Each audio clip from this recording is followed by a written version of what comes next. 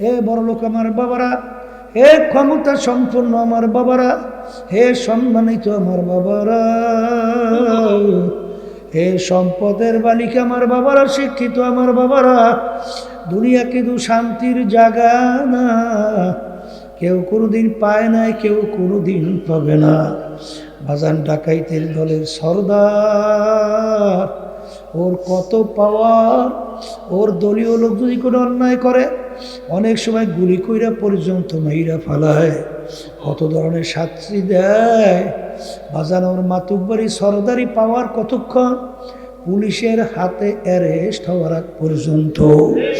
যখন পুলিশের হাতে অ্যারেস্ট হইয়া যায়, যখন বুট দিয়ে পাড়ায় লাগছে, হাড্ডিগুন্ডি ভেঙে ফেলায়, কোথায় যায় ওর সারগিরি, কোথায় যায় ওর বর্মেয়াগিরি, কোথায় যায় ওর সর্দারগিরি।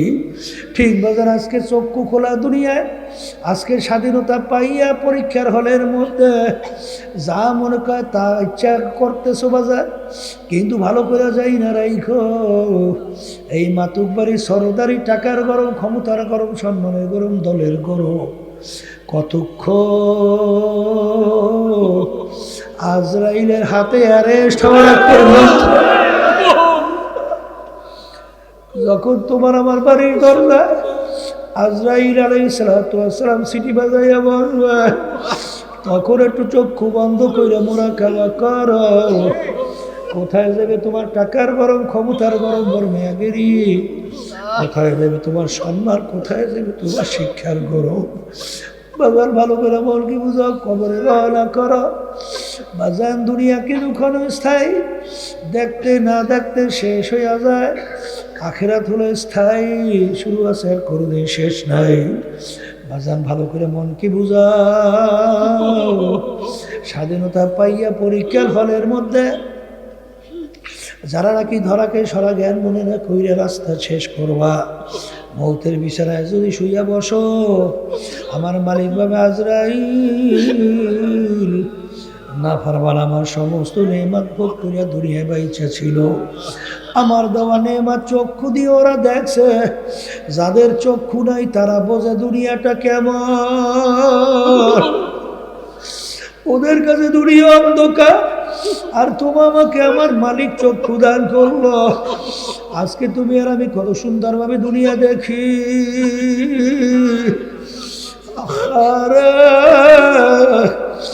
বাজান এই অন্ধের মধ্যেও আবার আমার মালিকের শুকরিয়া আদায় করতে যাইয়া বলে, মালিক তুমি আমায় অন্ধ করলে, তাতে কোনো দুঃখ নাই।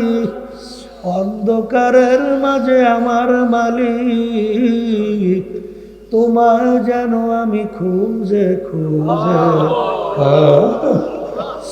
এ দুনিয়ার পাগল, আমার মালিক যদি তোকে অন্ধ করে বানাইতো, দুনিয়াটা কোনো মূল্যই ছিল না, সব অন্ধকার আর অন্ধকার। এই চক্ষু নেমাতকে দান করছিল।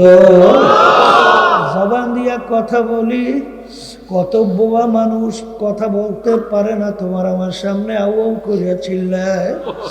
ওর বুকে কত জ্বালা। আমার মালিক তোমাকে আমাকে আল্লামাহুল বায়ান, তোমাকে আমাকে আমার মালিক কথা বলার শক্তি দান করলো। আজকে তুমি আর আমি কথা বলি, নেয়ামত কার? বাজান তোমার আমার ব্রেন আমার মাওলার নেয়ামত। আজকে ব্রেন দিয়া পড়াশোনা করলাম, বড় বড় সম্মানিত পদ অলঙ্কৃত করলাম। আরে ব্যবসা বাণিজ্য করলাম, সম্পদের মালিক হইলাম। আরে ব্যবসায়িক জ্ঞান ব্রেন দিয়া কত কিছু করলাম। দেখবা এক শ্রেণী আমার বাজানরা পাগল, ওর ব্রেন ঠিক নাই, ওর দুনিয়ার কোনো মূল্য নাই। এই ব্রেন নেয়ামতকে দান করছে। দুনিয়াদার পাগল, সমস্ত নেয়ামত আমার মালিকের ভোগ কইরা আমার মালিকের নাফরমানি করবা। আমার মালিক বলে, আহারে ওকে জাহান্নাম না দেখাইয়া মউত করিও না। আহারে ওদিকে যখন যান কবজের সময় আজরাইল আলাইহিস সালাতু ওয়াস সালাম আসবে, তার মাথা আসমানে পায় জমিনে। এক হাত মাসরে এক হাত মাগরিবে দুনিয়া জোড়া তার শরীর বাজার নীল রঙের মতো দিঘির মতো দুইটা চক্ষু সমস্ত শরীরের মধ্যে কালো কালো লম্বা লম্বা কতগুলো পশম প্রত্যেক পশমের গোড়া দিয়ে আগুনের জিহ্বা বাইরে হইতে থাকবে আল্লাহ এই অবস্থা দেখে নাফরমানের রূহ তো বের হইতে চাবে না আমাকে আমাদের সবাইকে মাফ করে দিলেন ইব্রাহিম আলাইহিস সালামের সঙ্গে একদিন আজরাইল আলাইহিস সালামের দেখা ইব্রাহিম আলাইহিস সালাম বলে ভাই আজরাইল তুমি নাফরমানের জান কোন সূরাতে কবজ করো একটু আমাকে দেখাও আজরাইল সালাম বলে আল্লাহর খলিল ওই অবস্থা দেখলে আপনি হুঁশ রাখতে পারবেন না তখন আমার মালিক জিজ্ঞাসা করবে আমার খলিলকে কেন বেহুশ করলা বলে সেটা আমি মালিকের সঙ্গে বসবো আমাকে একটু দেখাও খলিল গো হে আল্লাহর খলিল পাহাড়ের দিকে তাকান তাকানের সঙ্গে সঙ্গে নবী একটা চিৎকার ডাক দিয়ে বলে যে আজরাইল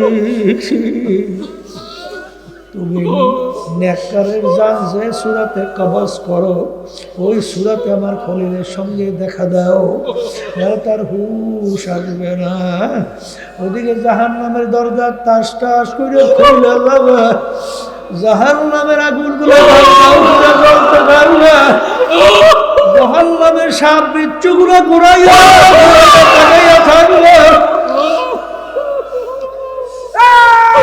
আমাকে আমাদের সবাইকে মাফ করে দিয়ে এই অবস্থা দেখা নাফরমানের রূহ তো আর বের হইতে চাইবে না 360টা মকামের ভিতরে পালাপালি করবে আজরাইল সালাম ধমক দিয়া বলবে ওরে খবীর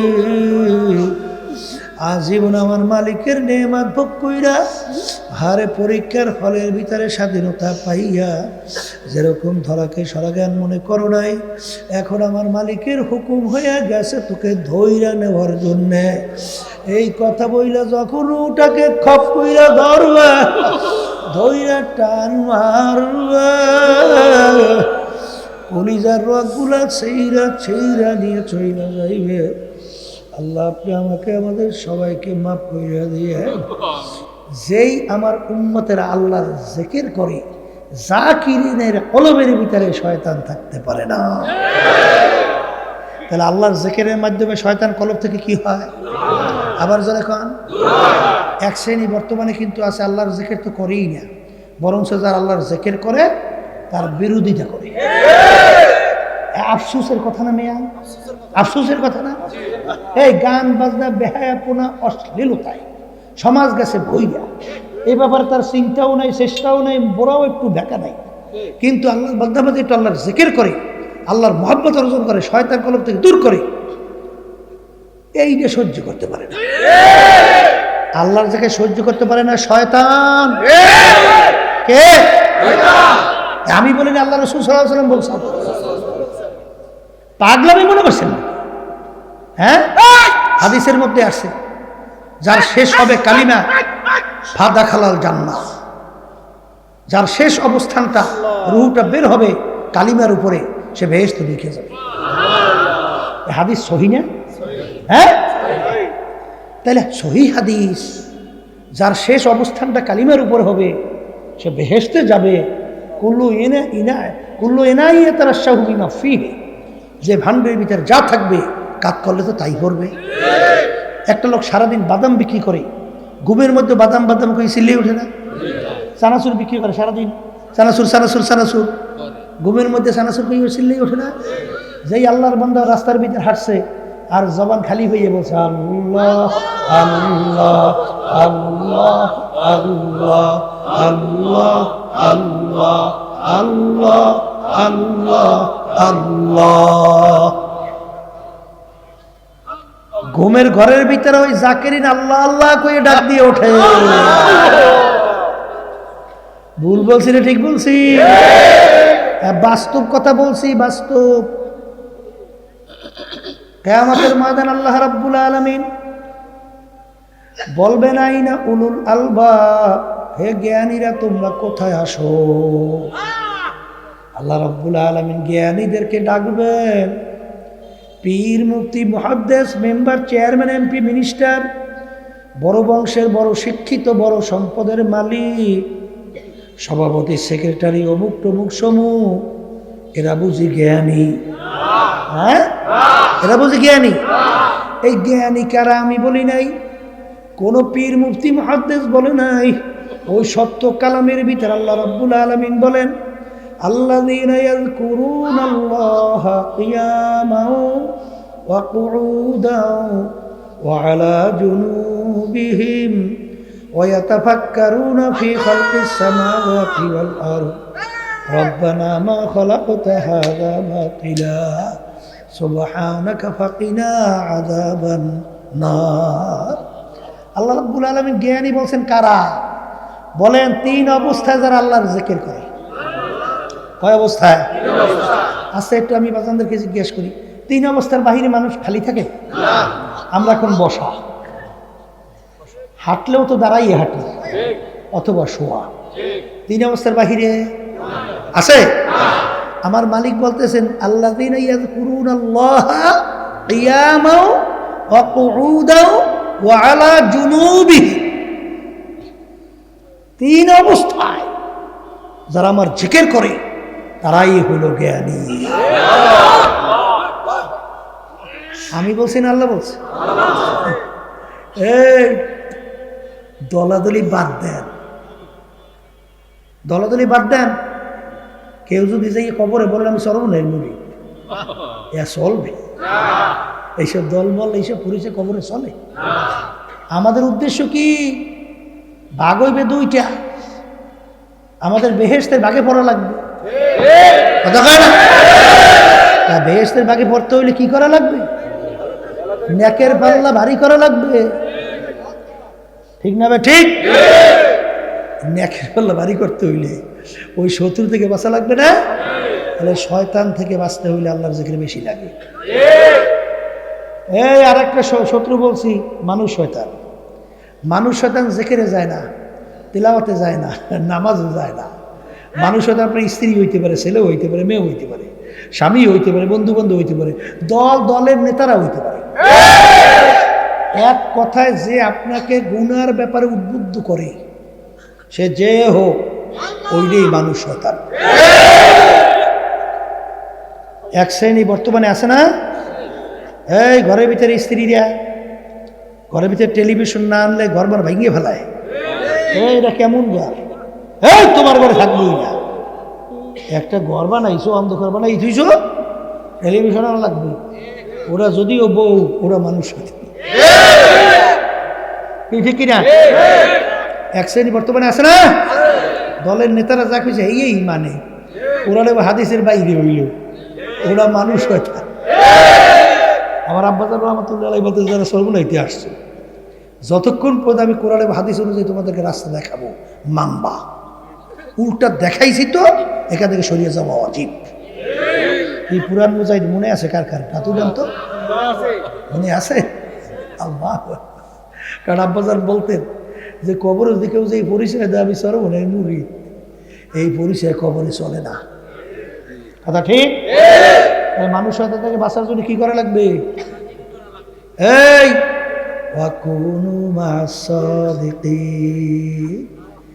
আমার মালিক বলেন তোমরা যদি সাদিকিন বান্দাদের সঙ্গী হইতে পারো, তাইলে আল্লাহর ফজল করমে দেখা যায় মানুষ শয়তানের ওয়াসওয়াসা থেকে বাঁচা যায়। কি কথা ভুল বলছি না ঠিক বলছি? বাস্তবতা আছে না নাই? এক শ্রেণী আমার বাজান আগে ঠিক মতো নামাজ পড়তো না, বিভিন্ন দুষ্টামের ভিতরে জড়িয়ে আছে, কিন্তু আল্লাহর ফজল করমে এখন দেখবেন যে ওরা কিন্তু এখন সাদিকিন বান্দাদের সঙ্গী হওয়ার কারণে এখন আল্লাহ লাগবে। কি করা লাগবে? আল্লাহ রাসূল বলেছেন রাজানা মিন জিহাদিল আসগর ইলা জিহাদিল আকবার, হে আমার সাহাবারা ছোট যুদ্ধের থেকে বড় যুদ্ধের দিকে রওনা করলাম। আল্লাহর হাবিব বলার পরে সাহাবায়ে কেরাম বলেন আল্লাহ রসুলের চেয়ে বড় যুদ্ধ কোনটা? আল্লাহ রসুল সাল্লাল্লাহু আলাইহি ওয়াসাল্লাম বলেন নফসের সঙ্গে জেহাদ করা এর চেয়ে বড় যুদ্ধ। এই জন্য কিতাবের ভিতরে আসছে মান আরাফা নাফসাহু ফাকাদ আরাফা রাব্বা, যে নিজের নফসের পরিচয় লাভ করতে পারবে সে আল্লাহর পরিচয় লাভ করতে পারবে। এই জন্য আমার ভাইদেরকে বলবো, পর্দা আলে মা বোনদেরকে বলবো, হে বড় লোক আমার বাবারা, হে ক্ষমতা সম্পন্ন আমার বাবারা, হে সম্মানিত আমার বাবারা, হে সম্পদের বালিকা আমার বাবারা, শিক্ষিত আমার বাবারা, দুনিয়া কিন্তু শান্তির জায়গা না, কেউ কোনোদিন পায় নাই, কেউ কোনোদিন পাবে না। বাজান ডাকাইতের দলের সর্দার, ওর কত পাওয়ার, ওর দলীয় লোক যদি কোনো অন্যায় করে অনেক সময় গুলি কইরা পর্যন্ত মাইরা ফালায়, কত ধরনের শাস্তি দেয়। বাজান ওর মাতুব্বারি সরদারি পাওয়ার কতক্ষণ? পুলিশের হাতে অ্যারেস্ট হওয়ার আগ পর্যন্ত।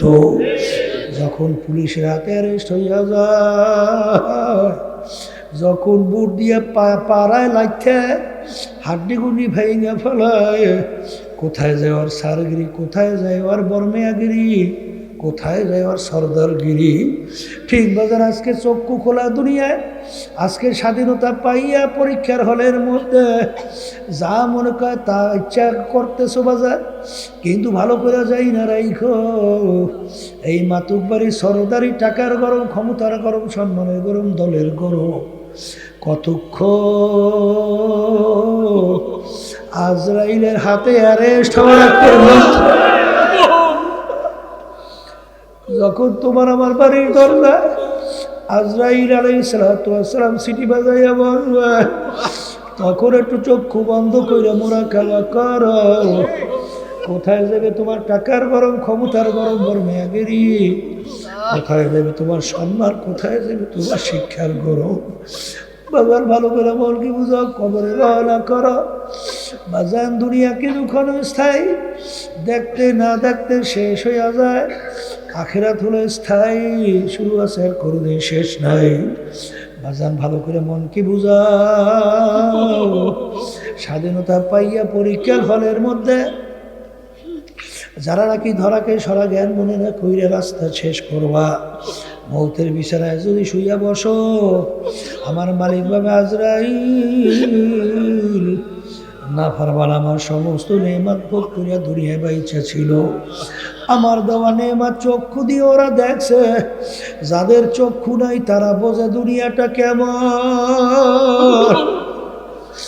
ওদের কাছে দুনিয়া অন্ধকার, আর তোমার আমাকে আমার মালিক চক্ষু দান করলো। আজকে তুমি আর আমি কত সুন্দরভাবে দুনিয়া দেখি।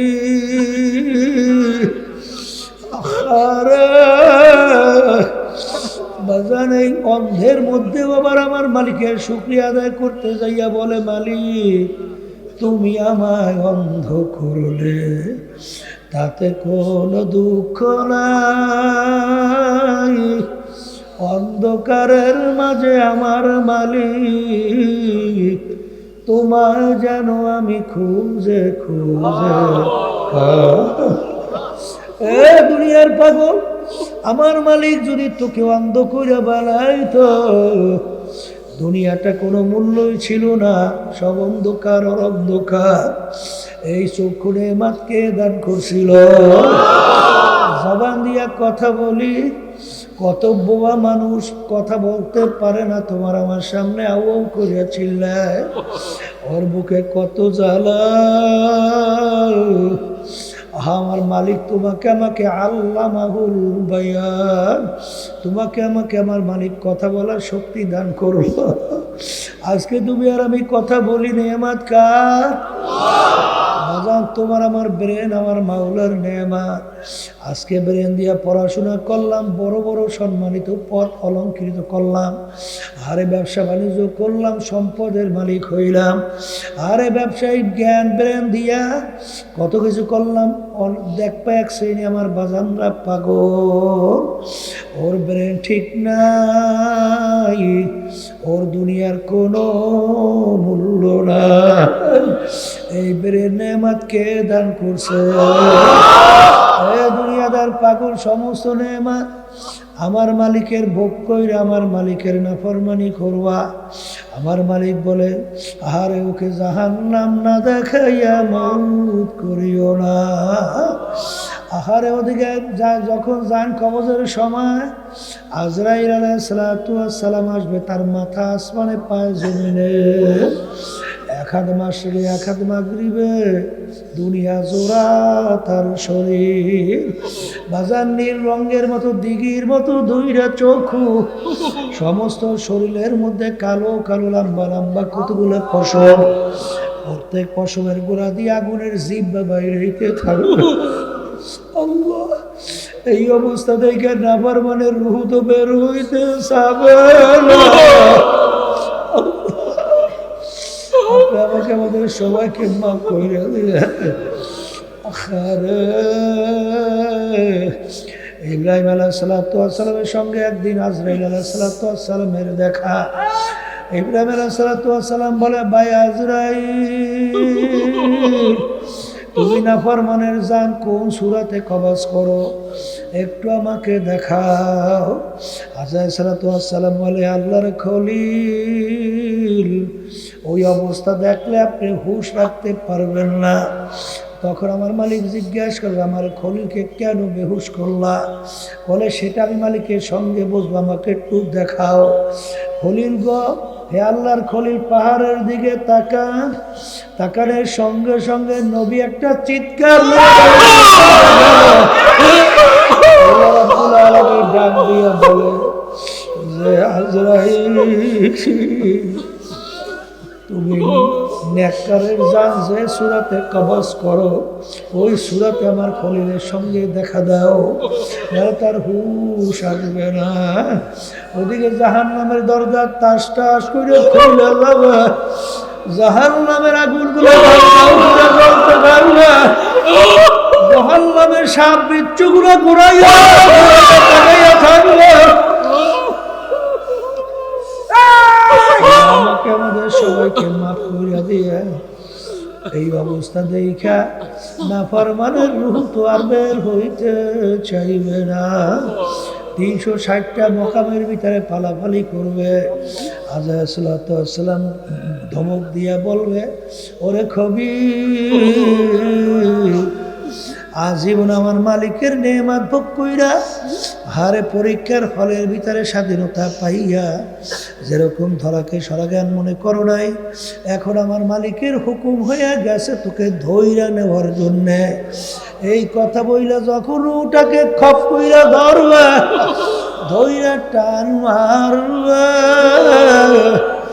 কলিজার রগগুলা ছেইরা ছেইরা নিয়ে চইলা যাইবে।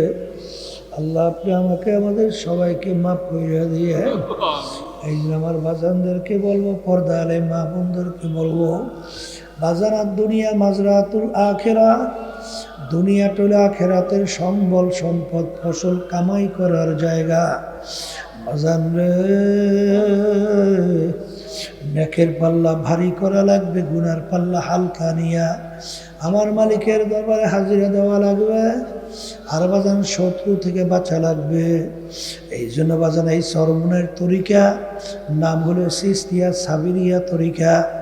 এই তরিকার 5টা ঔষধ আল্লাহর কুতুবেরা তোমার আমার জন্য রাইখা গেছে।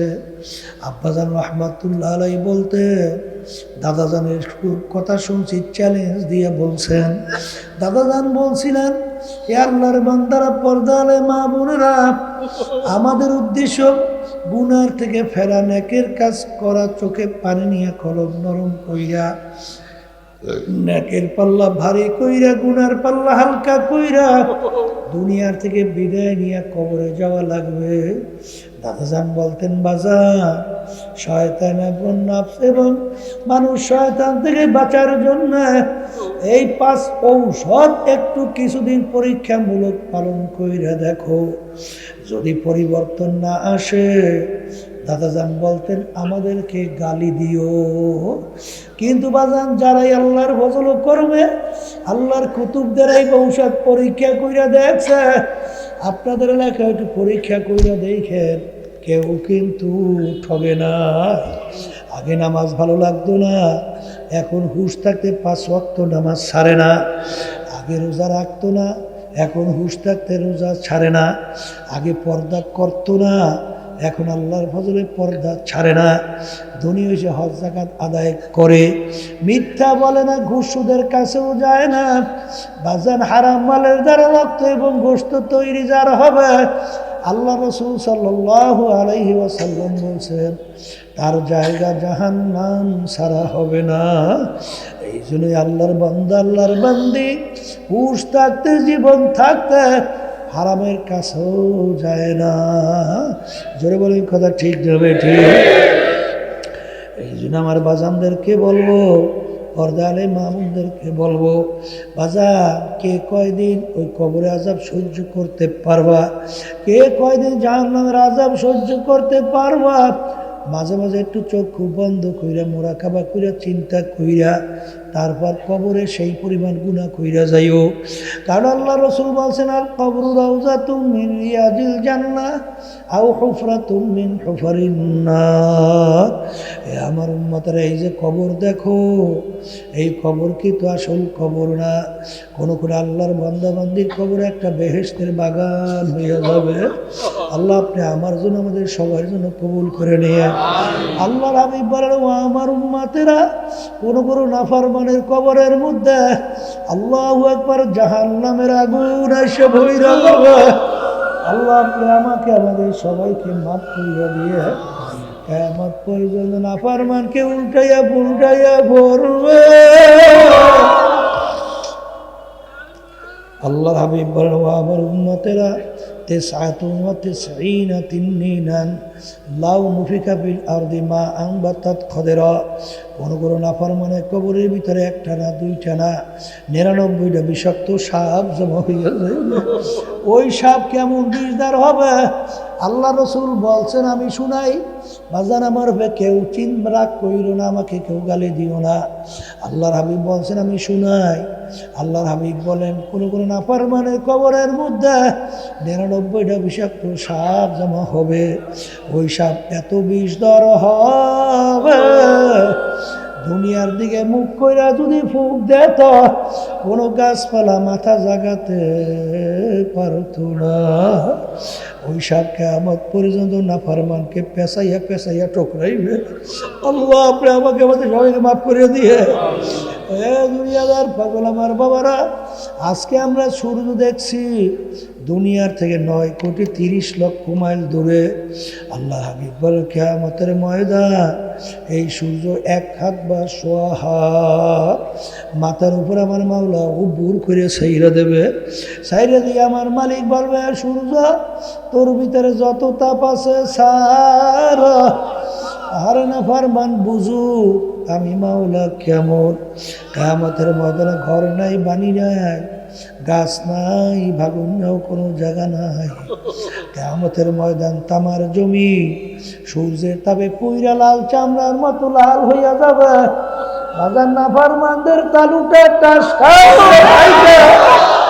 মগনগুলা ভাতের মতো উতলাইয়া ভাইয়া ভাইয়া পড়তে থাকবে।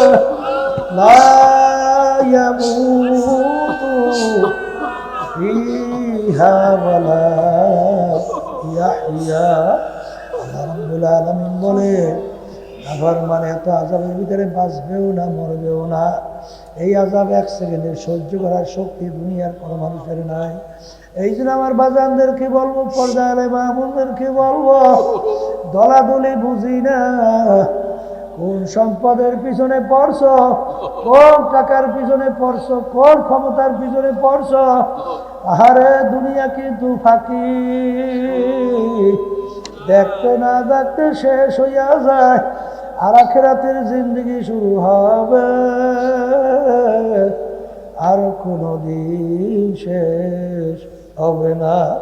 আর দুনিয়া মাজরাতুল আখিরা, এই দুনিয়াতে আখিরাতের সম্পদ কামাই করার জায়গা। আমার বাজানদেরকে বলবো, পর্দালে মা বোনদেরকে বলবো, আমার মালিক যখন মাহফিলে নিয়ে আসছে, আমার মালিক বড় দয়ার মালিক, আমার মালিক বড় মায়ার মালিক। বন্দাবান্দি গুনার বোঝা মাথায় নিয়ে পাহাড় পরিমাণ মালিকের দরবারে দিলটাকে ভাইঙ্গা দুই চোখের পানি সাইরা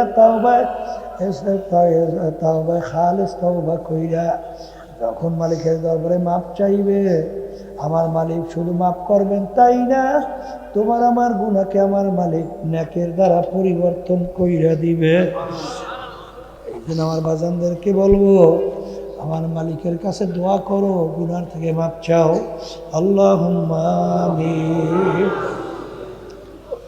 হে ঘরের মেয়ে লোকেরা হাত